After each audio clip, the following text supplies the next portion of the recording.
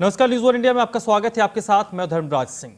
अब से थोड़ी देर में मुख्यमंत्री अरविंद केजरीवाल एक प्रेस कॉन्फ्रेंस करने वाले हैं, जिसमें मुख्यमंत्री कोरोना को लेकर एक अहम बैठक करेंगे और उससे जुड़ी हुई जानकारी वो दिल्ली के लोगों के साथ शेयर करेंगे। इस बैठक में उनके साथ डिप्टी सीएम मनीष सिसोदिया और स्वास्थ्य मंत्री सत्येंद्र जैन भी शामिल हुए हैं। बताया जा रहा है कि इस दौरान मुख्यमंत्री अरविंद केजरीवाल कुछ अहम घोषणाएं कर सकते हैं। तो अब से थोड़ी देर में अरविंद केजरीवाल की ये प्रेस कॉन्फ्रेंस होने वाली है। कोरोना को लेकर मुख्यमंत्री ने अहम बैठक की है। डिप्टी सीएम मनीष सिसोदिया और सत्येंद्र जैन इस बैठक में शामिल हुए हैं और बताया जा रहा है कि कोरोना की रफ्तार जिस तरीके से दिल्ली में बढ़ी है और उसके बाद पहले नाइट कर्फ्यू, फिर वीकेंड लॉकडाउन का फैसला दिल्ली सरकार ने लिया है, तो माना यह जा रहा है कि कुछ और अहम ऐलान, कुछ घोषणा मुख्यमंत्री अरविंद केजरीवाल कर सकते हैं।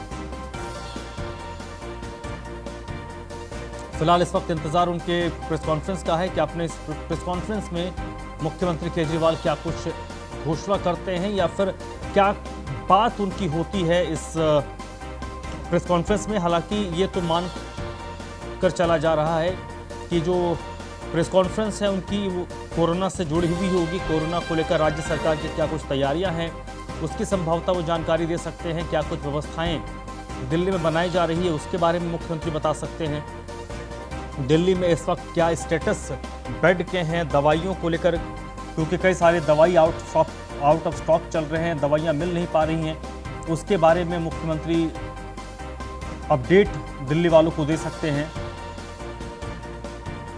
तो फिलहाल इंतजार इस वक्त मुख्यमंत्री केजरीवाल के प्रेस कॉन्फ्रेंस का है। अब 5 बजे का वक्त बताया गया था जब मुख्यमंत्री अरविंद केजरीवाल ये प्रेस कॉन्फ्रेंस करने वाले हैं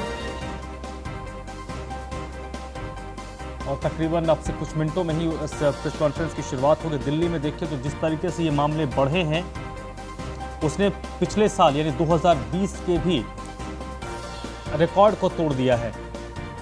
इस वक्त दिल्ली में जो संक्रमण का दर है वो 20% से ज़्यादा है और यही सबसे बड़ी चिंता की बात है, चिंता का विषय है, क्योंकि जैसे जैसे केसेस सामने आ रहे हैं एक्टिव केस की संख्या भी उसी हिसाब से आगे बढ़ रही है। आज की तारीख में जितने लोग रोज संक्रमित सामने आ रहे हैं उनकी तुलना में जो रिकवर होने वाले लोगों की संख्या है वो काफ़ी कम है।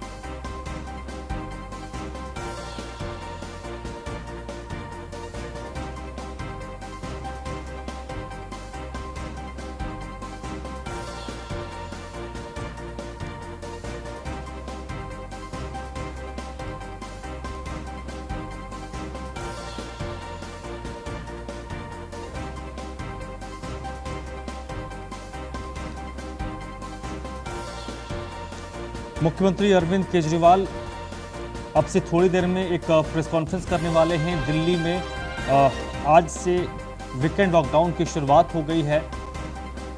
ज़रूरी सेवाओं को छोड़कर पूरी तरीके से ये लॉकडाउन है और दिल्ली में कई जगहों पर लॉकडाउन का असर भी नज़र आ रहा है। जो ज़रूरी सेवाएं हैं सिर्फ वही चल रही हैं और अब से थोड़ी देर में जो दिल्ली के मुख्यमंत्री अरविंद केजरीवाल प्रेस कॉन्फ्रेंस करने वाले हैं, माना जा रहा है उसमें मुख्यमंत्री कुछ घोषणाएं कर सकते हैं, कुछ ऐलान कर सकते हैं और संभवतः वो दिल्ली वालों को कोरोना को लेकर राज्य सरकार की क्या कुछ तैयारियां हैं उसके बारे में भी वो जानकारी शेयर कर सकते हैं।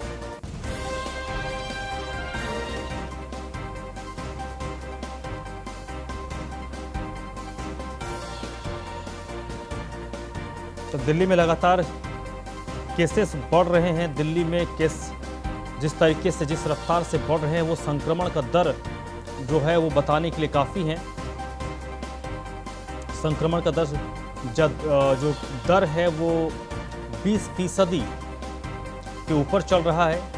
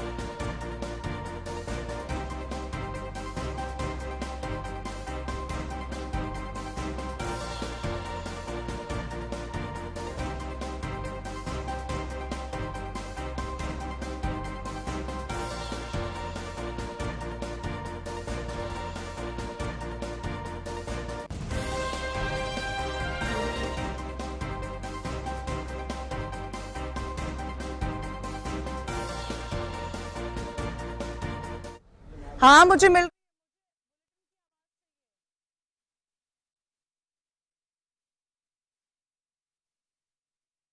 कुछ दिनों में हमने कई कदम उठाए जिसकी वजह से बेड्स को काफ़ी ज़्यादा बढ़ाया गया और अभी तक दिल्ली में बेड्स की कमी नहीं होने दी गई।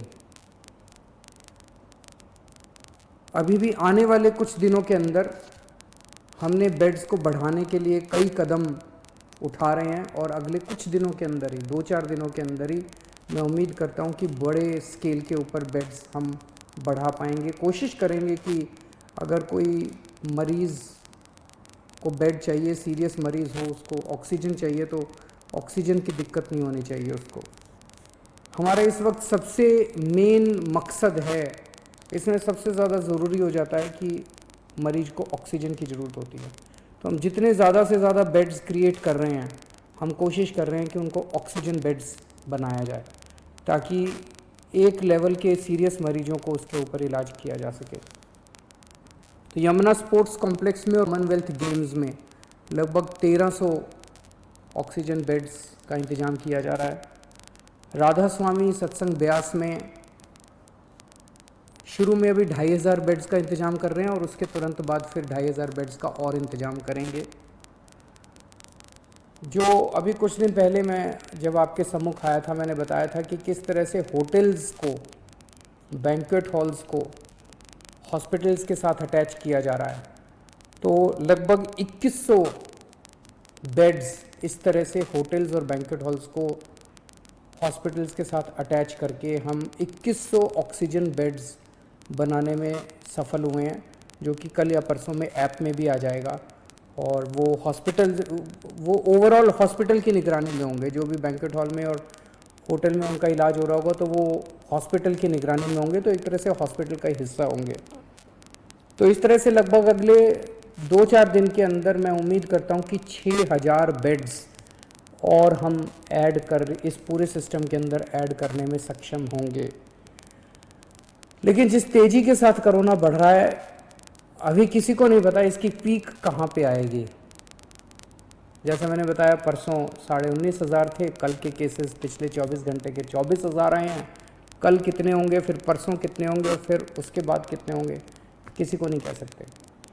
इसीलिए हमें अपनी तैयारियां और बढ़ चढ़ के करनी पड़ेंगी। हम इस वक्त ज़रा सी भी आलस नहीं कर सकते, ज़रा सी भी सांस नहीं ले सकते। इस वक्त हमें 24 घंटे मेहनत करके ज़्यादा से ज़्यादा इंतजाम आगे करने पड़ेंगे, ताकि अगर कोरोना उतना हो जाता है तो हम एक कदम कोरोना से आगे होने चाहिए। अभी थोड़ी देर पहले मैंने डॉक्टर हर्षवर्धन साहब से फ़ोन पे बात की और उनसे मैंने निवेदन किया। ये तीनों चीज़ें मैंने उनसे मांगी, तीनों चारों चीज़ें। एक तो मैंने उनसे निवेदन किया कि दिल्ली के अंदर बेड्स की बड़ी मात्रा में कमी हो रही है। नवंबर के अंदर जब कोरोना आया था तो 4100 बेड केंद्र सरकार ने हमें मुहैया कराए थे। इस वक्त केवल 1800 बेड दिए हैं, जबकि ये वाली वेव पिछले वाली वेव से 3 गुना ज़्यादा घातक। अभी तक उसमें 8500 केस पीक पे आए थे, हम 24,000 पे पहुंच चुके हैं। तो उनसे मैंने निवेदन किया, केंद्र सरकार के लगभग 10,000 बेड्स हैं दिल्ली में, इसमें से कम 50% बेड्स कोरोना के लिए रिज़र्व किए जाएं। जैसे अगर मैं बताऊं, जो मेन ऑल इंडिया मेडिकल है उसमें 1162 बेड्स हैं टोटल, उसमें से केवल 23 बेड्स कोरोना के लिए रिज़र्व किए गए हैं।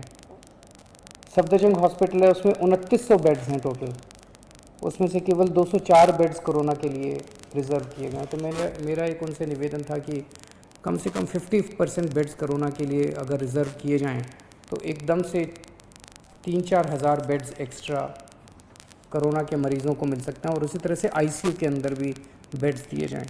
दूसरा, उनको मैंने बताया कि किस तरह से दिल्ली के अंदर ऑक्सीजन की कमी हो रही है। अगर ऑक्सीजन की तुरंत सप्लाई दिल्ली में की जाए, और प्राइवेट हॉस्पिटल्स में आज मुझे बताया गया है कि ज़्यादा कमी हो रही है, तो अगर ऑक्सीजन की सप्लाई तुरंत करवा दी जाए। और तीसरा, मैंने उनको बताया कि रेमडेसिविर और टोसिलिजुमैब की काफ़ी किल्लत हो रही है, अगर वो मुहैया कराई जा सके। हमें केंद्र सरकार से हमेशा कोरोना की लड़ाई के दौरान मदद मिली है और मैं पूरी उम्मीद करता हूं कि इस बार भी केंद्र सरकार दिल्ली में हमें पूरी मदद मिलेगी। ये भी सामने ऐसी खबरें आई हैं कि ये कुछ दवाइयाँ जिनकी शॉर्टेज हो रही है, इसकी शायद कभी ब्लैक मार्केटिंग ना हो रही हो, होर्डिंग ना हो रही हो। तो आज अफसरों की मीटिंग में सख्त निर्देश दिए गए हैं कि उनके ऊपर रेड मार के और सख्त से सख्त कार्रवाई की जाए अगर कोई भी इन दवाइयों की होर्डिंग या ब्लैक मार्केटिंग करते हुए पाया जाता है। तो जहाँ 24 घंटे में टेस्ट के रिजल्ट आया करते थे, पिछले कुछ दिनों से 3-3, 4-4 दिन लग रहे हैं टेस्ट्स में, ये शिकायतें आ रही हैं। और उसका कारण ये है कि कुछ लैब्स ने अपनी कैपेसिटी से ज़्यादा सैंपल उठाने चालू कर दिए हैं। उनकी कैपेसिटी मान लीजिए 5,000 की है दिन की, वो 10,000 ले लेते हैं, 15,000 सैंपल डेली ले लेते हैं, और वो एक एक देने सैंपल का रिजल्ट देने में उनको 3-3, 4-4 दिन लग जाते हैं। इससे नुकसान आप समझिए कि एक सीरियस मरीज, उसने आज सैंपल दिया, उसका रिजल्ट अगर 3 दिन बाद आएगा, 3 दिन के अंदर तो उस व्यक्ति की मौत भी हो सकती है। तो उनकी ज़िंदगी के साथ खेल रहे हैं। ऐसी लैब्स के खिलाफ सख्त कार्रवाई की जाएगी जो अपनी कैपेसिटी से ज़्यादा सैंपल उठाते हैं और 24 घंटे के अंदर रिपोर्ट नहीं देते। और सभी डीएम्स को भी इंस्ट्रक्शंस दिए गए हैं कि किसी भी लैब को सैंपल देने के पहले देखें कि उनके पास कुछ पेंडिंग सैंपल्स तो नहीं पड़े हुए हैं। उन लैब्स को बिल्कुल सैंपल ना दिए जाएं जो 24 घंटे के अंदर अपनी रिपोर्ट नहीं दे रहे हैं। कुछ हॉस्पिटल्स देखने को मिले, हमारा एक ऐप है दिल्ली सरकार का, उस ऐप में आपको रियल टाइम बेसिस पे पता चलता है कि किस अस्पताल के अंदर कितने बेड भरे हुए हैं, कितने बेड कोरोना के खाली हैं, कितने आईसीयू बेड हैं, कितने खाली हैं, कितने भरे हुए हैं। रियल टाइम बेसिस के ऊपर इस ऐप पे आप देख सकते हो। और ये ऐप हम नहीं चलाते, हर हॉस्पिटल को हमने पासवर्ड दिया हुआ है, वो हॉस्पिटल वाले खुद उसमें डेटा भरते हैं। तो जिस हॉस्पिटल ने अपने ऐप में, हमारे दिल्ली सरकार के ऐप में भरा हुआ है कि अभी मेरे पास 40 बेड खाली हैं, और कोई वहाँ जाता है और बेड मांगता है और अस्पताल मना कर देता है, तो ये इसके खिलाफ अब सख्त कार्रवाई की जाएगी। शिकायतें आ रही हैं कि ऐप में दिखा रहे हैं कि बेड है, लेकिन अस्पताल बेड दे नहीं रहे, वहाँ जाते हैं तो कहते हैं बेड खाली नहीं है। ऐसे अस्पतालों के खिलाफ जो गलत जानकारी भर रहे हैं, जो फ़ोन पे ठीक जानकारी नहीं दे रहे हैं, और ऐप में होते हुए भी अगर वो मरीज को बेड नहीं देते हैं, ऐसे अस्पतालों के खिलाफ अब सख्त कार्रवाई की जाएगी। कोरोना से निपटने के लिए हमें मजबूरी में ये वीकेंड कर्फ्यू लगाना पड़ा। चारों तरफ से खबर आ रही है कि लोग इसका अच्छे से पालन कर रहे हैं। अगले कुछ दिनों तक हम स्थिति पे नज़र रखे हुए हैं। अगर स्थिति और गंभीर हो, अच्छे से पालन कर रहे हैं। अगले कुछ दिनों तक हम स्थिति पे नज़र रखे हुए हैं। अगर स्थिति और गंभीर होती है और अगर हमें जो भी कदम इसको कंट्रोल करने के लिए, आपकी ज़िंदगी बचाने के लिए, आपकी सुरक्षा के लिए, आपके स्वास्थ्य के लिए जो भी कदम उठाने पड़ेंगे, हम कदम उठाएंगे। और मैं उम्मीद करता हूं कि आज तक जैसे आपने मेरा साथ दिया, हर कदम पे जो भी कदम हमने उठाया आपने साथ दिया, आप इसी तरह से हमारा साथ देते रहेंगे। नमस्कार।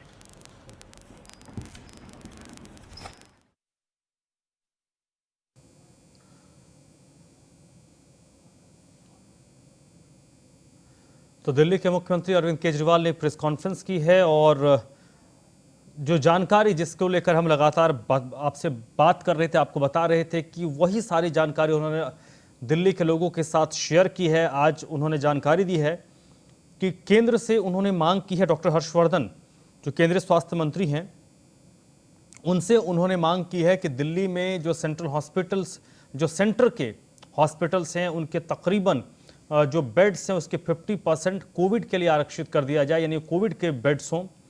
इसके साथ ही जो दवाइयों की कमी हो रही है उसको लेकर भी उन्होंने कहा है कि दवाइयों की कमी पर सरकार ध्यान दे रही है और अगले 3 से 4 दिन में जो बेड्स की दिक्कत है, विशेष तौर पर वेंटिलेटर्स और आईसीयू बेड्स, उसमें सरकार इजाफा करने जा रही है। इसके साथ ही जो आज वीकेंड लॉकडाउन लगा है उस पर उन्होंने कहा है कि वो अच्छे तरीके से लोग फॉलो कर रहे हैं, लेकिन जाते जाते उन्होंने एक मैसेज जरूर कन्वे किया है। थोड़ा सा उसको अगर आप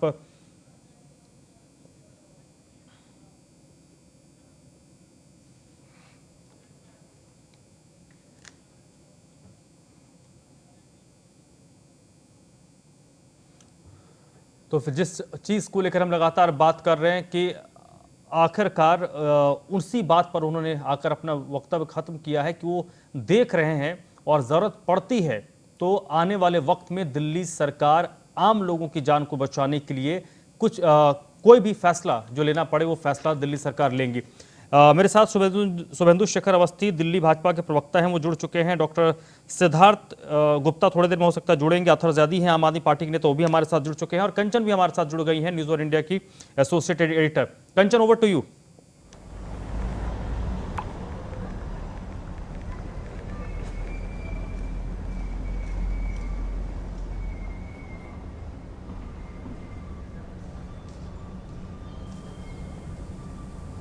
लगता है मेरी आवाज कंचन तक नहीं जा रही है।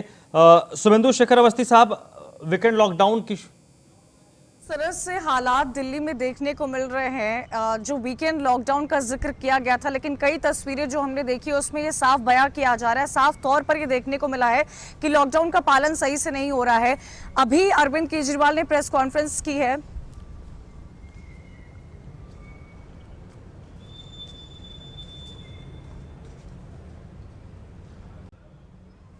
Is there a delay?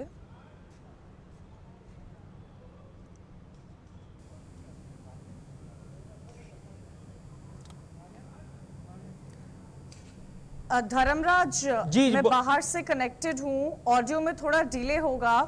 मैं रिक्वेस्ट करूंगी कि वो पेशेंस मेरे साथ थोड़ा बेयर करें। लॉकडाउन की स्थिति साफ तौर पर हमने देखी है और कई सारे सवाल भी उठाए गए थे, लेकिन ये देखने और समझने की जरूरत है कि ये जो 2 दिन का लॉकडाउन लगा है इसके इम्पैक्ट क्या होंगे। भारतीय जनता पार्टी से शुभेंदु शेखर अवस्थी हमारे साथ जुड़े हुए हैं, आम आदमी पार्टी से अथर ज़ैदी हैं और doctor Siddharth Gupta health expert भी हमारे साथ जुड़े हुए हैं।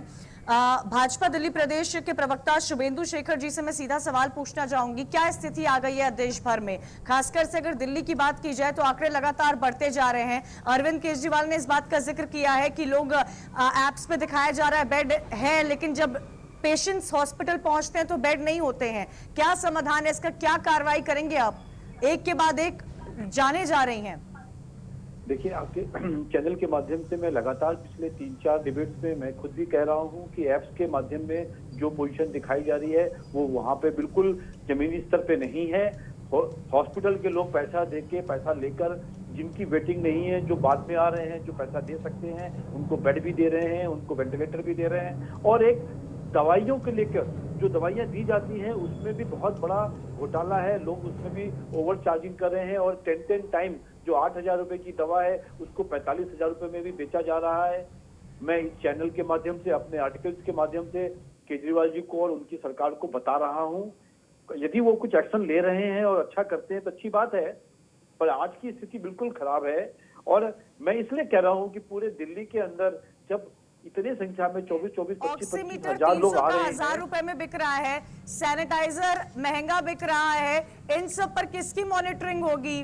कितनी सरकारों पर सवाल किए जाएं, लेकिन मॉनिटरिंग किसकी होगी? देखिए, ये तो जो एडमिनिस्ट्रेशन है उसको ही देखना पड़ेगा।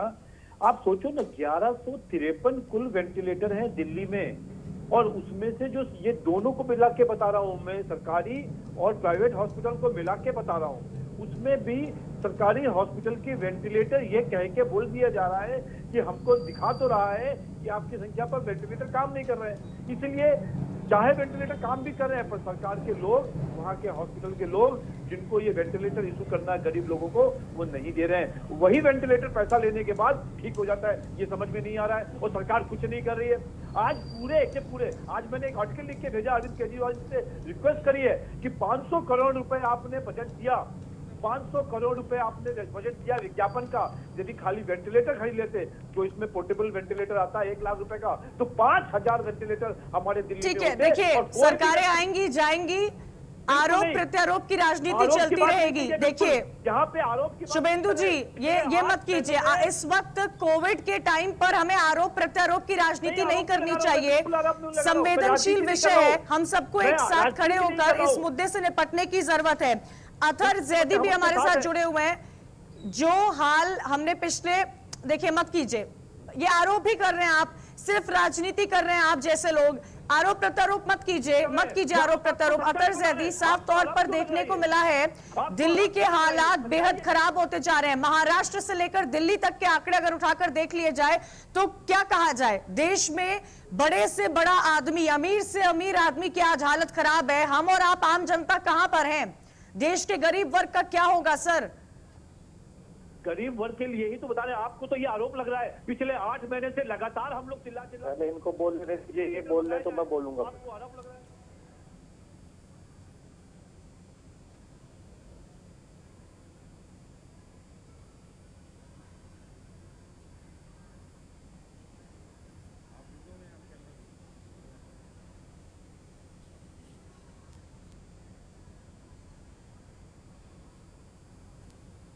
अतर जैदी से मेरा सवाल था, प्लीज।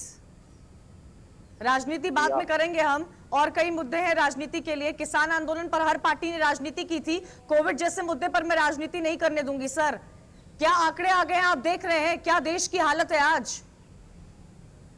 नहीं, आप बिल्कुल सही कह रही हैं। इस दिल्ली में जो हालात हैं वो किसी से छुपे हुए नहीं हैं, और अभी हमारे माननीय सीएम ने खुद प्रेस कॉन्फ्रेंस करके हालात जो हैं वो बताए हैं, और वो डे टू डे ब्रीफ कर रहे हैं उस चीज को लेके।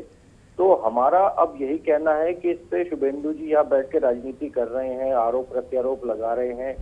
मैं उस डिबेट में नहीं जाना चाहता कि किसने क्या किया। ये वक्त है कि केंद्र सरकार को दिल्ली सरकार के साथ मिलके उनकी मदद करनी होगी, काम करना होगा। जिस तरह से अरविंद केजरीवाल जी ने अभी अपील की है कि हर्षवर्धन जी से मैंने बात की है कि दिल्ली के अंदर आपके 11,000 बेड हैं, उसमें से 50% बेड जो है वो कोविड के लिए एलोकेट हो जाने चाहिए, यानी 5,500 बेड। तो उससे भी एक बहुत बड़ी मदद जो है वो जो हालात दिल्ली के अंदर हैं उसमें दिल्ली सरकार को मिलेगी। या दिल्ली सरकार को केंद्र सरकार के साथ मिलकर मदद करनी होगी। किसी भी राज्य की सरकार हो, हम सबको साथ चलना है सर। बहुत संवेदनशील मुद्दा है, बहुत ज्यादा इसमें राजनीति नहीं करनी चाहिए। बेड्स की कमी क्यों हो रही है, ऑक्सीजन की कमी क्यों हो रही है, वेंटिलेटर्स की कमी क्यों हो रही है? जैदी साहब, मुद्दों पर बात कीजिए ना। बेड्स की कमी क्यों हो रही है, ऑक्सीजन की सप्लाई की कमी देखने को मिल रही है, वेंटिलेटर्स की कमी देखने को मिल रही है। हम कर क्या रहे हैं आखिर इस वक्त? देखिए, एक चीज को समझिए, एक दिल्ली का जो इंफ्रास्ट्रक्चर है वो एक लिमिटेड इंफ्रास्ट्रक्चर है, और मैं कुछ ये नहीं आरोप प्रत्यारोप नहीं करना चाहता, लेकिन दिल्ली के अंदर करीब 20 से 25% केसेस ऐसे हैं जो दिल्ली एनसीआर के हैं, जो आसपास के शहरों के लोग भी दिल्ली में आके अपना इलाज कराते हैं। और ये जो वेव आई है, पिछली जो वेव थी उसमें हमारा मैक्सिमम आंकड़ा जो था कोरोना का वो 8,500 मैक्सिमम केसेस का था, आज 23-24 हजार से 3 गुना ज्यादा पहुंच गया है। तो ये जो वेव आई है इसमें बहुत ज्यादा पॉजिटिविटी रेट है, 20-24% पॉजिटिविटी रेट है। तो एक इंफ्रास्ट्रक्चर की एक लिमिट होती है जो इस टाइम कम पड़ रहा है, इसीलिए ये साहब ने ये कहा है कि हम कोरोना से एक कदम आगे रहना चाहते हैं।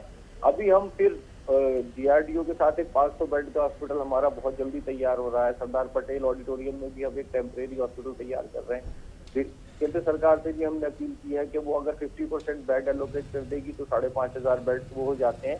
और भी हमने हॉस्पिटल क्या आप अपनी नाकामी को यहाँ कबूल कर रहे हैं? क्या आप ये कबूल कर रहे हैं कि सरकारें नाकाम रही हैं कोविड इंफ्रास्ट्रक्चर प्रोवाइड करने में? किस तरह की बातें कर रहे हैं आप? नहीं, इसमें नाकामी क्यों कमी है सर? 6 महीने का वक्त दिया गया था, 6 महीने में हम कहाँ हैं? क्या इन 6 महीने में भी हम अपने हेल्थ इंफ्रास्ट्रक्चर को इतना नहीं बढ़ा पाए? देखिए, एक चीज को आप समझिए कि दिल्ली के अंदर दिल्ली सरकार जो है वो केंद्र सरकार के साथ मिलकर काम करती है। आप बहुत अच्छी तरह जानती हैं कि दिल्ली सरकार की ताकतें, दिल्ली सरकार की क्षमता कितनी है और केंद्र सरकार का इंटरफेरेंस दिल्ली के अंदर कितना रहता है। कोई भी नया हॉस्पिटल, नया इंफ्रास्ट्रक्चर खड़ा करने के लिए हमें दिल्ली में डीडीए के साथ मिलकर काम करना पड़ता है। और उससे ये कोई, मैं उसका कोई आर्गुमेंट नहीं दे रहा हूँ, ना उसको कोई मैं बहाना बनाने की कोशिश कर रहा हूँ। उसके बाद भी हमने जितने भी कोशिशें हमारी हो रही हैं हम करने की कोशिश कर रहे हैं। हमने अटैच किया है बैंक्वेट हॉल्स को, साथ में हमने अटैच किया है होटल्स को साथ में, और हम उसमें बेड्स बढ़ा रहे हैं। हमने अपने जो हमारे 4th और 5 ईयर के एमबीबीएस के स्टूडेंट्स हैं उनको ये बोला है कि आप as a doctor corona warrior काम करिए, क्योंकि इंफ्रास्ट्रक्चर के साथ साथ हमें डॉक्टर्स की भी जरूरत पड़ेगी। तो हम अपनी तरफ से कोई कसर नहीं छोड़ रहे हैं किसी भी तरह से उसको बढ़ाने की। यहाँ पे मैं एक चीज ये कहना चाहता हूँ कि हमारे इस इंफ्रास्ट्रक्चर के साथ साथ केंद्र सरकार की भी कमी रही है कि केंद्र सरकार ने जनवरी में कोविड की वैक्सीन आने के बाद जो ये बैरियर्स लगाए उम्र के एक फेज में इनको लगेगा, दूसरे फेज में इनको लगेगा, इनको हटाना था और अपना प्रोडक्शन ज्यादा से ज्यादा बढ़ाना था। इसका सिर्फ एक इलाज है बीमारी का, वो है हर व्यक्ति को वैक्सीनेट करना। जब तक हम इसको हर व्यक्ति नहीं, कहीं न कहीं आप ये जो सेंटर और दिल्ली की लड़ाई रही है, आज जो तस्वीरें राजधानी, देश की राजधानी दिल्ली से देखने को मिल रही है, ये सिर्फ सेंटर और दिल्ली की जो लड़ाई रही है उन्हीं के नतीजे हैं। अगर इस पर पहले कोई काम किया जा चुका होता तो आज आंकड़े और स्थिति बहुत अलग होती। हमारी केंद्र के साथ कोई लड़ाई नहीं है। हमने पिछली बार जो वेव आई थी आम नागरिक आज भुगत रहा है सर, मिलकर काम किया था। आज भी हम केंद्र सरकार से अपील कर रहे हैं कि वो हमारी नहीं देखने को मिलती है इस तरह से जो ऑक्सीजन सिलेंडर्स में बेड बढ़ाने में हमारे साथ मिलकर काम करें। इसमें लड़ाई से कोई फायदा नहीं है, ना कोई नतीजा निकलेगा। हमें मिलकर साथ में लड़ना पड़ेगा इस जंग से, जब भी हम इसको हरा पाएंगे।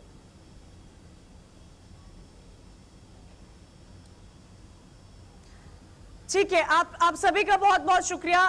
कोविड जैसे मुद्दे पर राजनीति न करिए, चाहे आम आदमी पार्टी हो, चाहे भारतीय जनता पार्टी क्यों न हो या फिर कांग्रेस क्यों न हो, केंद्र की सरकार हो या फिर राज्यों की सरकार रही हो, हर पार्टी की जिम्मेदारी बनती थी कि अपने अपने राज्य को संभाले। अगर केंद्र के साथ हाथ मिलाकर चलते तो शायद ये नतीजा नहीं देखने को मिलता। क्यों ना अगर हम उत्तर प्रदेश को उठा के देख ले, जहां पर योगी की सरकार है, भारतीय जनता पार्टी की सरकार है, या फिर राजस्थान की बात की जाए या महाराष्ट्र की बात की जाए जहां कांग्रेस की सरकार है और महाराष्ट्र में महाविकास आघाड़ी की सरकार है, हर जगह से कोविड के केसेस बढ़ते जा रहे हैं। हमें संवेदनशील होने की जरूरत है, जागरूक होने की जरूरत है। आप सभी का बहुत बहुत शुक्रिया। इसी के साथ इस बुलेटिन में इतना ही। आगे देखिए उत्तराखंड पर अहम बहस।